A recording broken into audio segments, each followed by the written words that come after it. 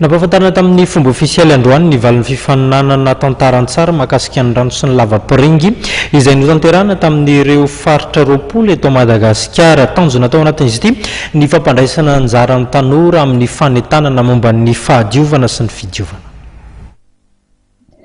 Iantefan'ny afatra eo amin'ny fahadiovana sy ny fidiovana eny anivony raha vahoaka fotony ny tanjona tamin'ny fifaninanana tantaran-tsara na ny bande dessinée nokarakarain'ny Wateraid miaraka tamin'ny WhatsApp coalition dioranoise ary ny fédération scoutisme ny volana marsa sy april teo. Mifototra amin'ny loha hevitra roa ireo tantara-tsara nasaina novokarana ireo mpandray anjara miisa hatrany amin'ny 2 mahery. Androany nampifantarana tamin'ny fomba ofisialy ny vokatra fifaninanana teto amin'ny birao ny Wateraid an-tanimena. En tout cas, tamina loha hevitra anankiroa dia loha hevitra voalohany dia ny fitantanana ara-drariny sy maharitra ny tahirin-drano. Dia ny loha hevitra faharoa izay napetraka dia ny andavanandron'ny olona mihoatra amin'ny fampiasana lavapiringa ara-pahasalamana.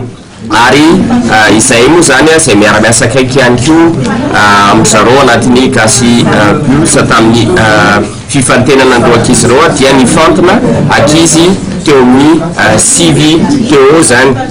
Ireo ankizy ireo tsara ihany manamarika fa eo anelanelan'ny 10 ka hatramin'ny 17 taona zany ny ankizy nandray anjara tamin'ity fifaninanana sara ity ary ny faritra roapolo teto Madagasikara dia nandray anjara tao anatin'izay daholo.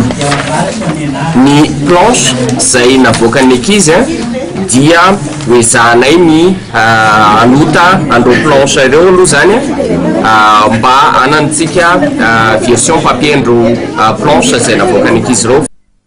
Ireo tantaran-tsara misy asy voasafidy ho isan'ny tsara indrindra dia aranty mandritra ny fampiratiana iarahana amin'ny gasy bulsa ny 10 ka hatramin'ny 12 jona ho avy izao eny amin'ny lapan'ny tanàna Analakely.